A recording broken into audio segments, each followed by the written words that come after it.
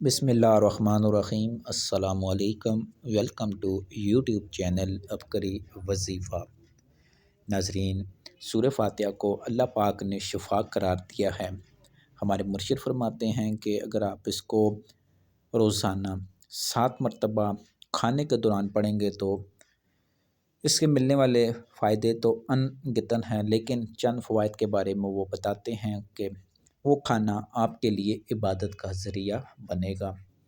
تو وہ کھانا آپ کے لیے ٹینشن، ڈپریشن کا ذریعہ نہیں، البتہ خوشحالی کا ذریعہ بنے گا۔ سورہ فاتحہ کو کھانے کے دوران پڑھنے سے آپ کو روح کی دنیا حاصل ہوگی۔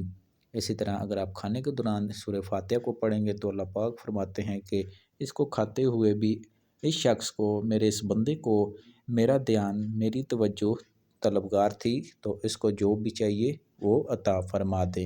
اب ناظرین، آپ کی جو بھی حاجت ہے 7 مرتبہ کھانے کے دوران پڑھیں اور اللہ کے خزانوں سے پانے والے بن جائیں۔ جزاک اللہ خیر۔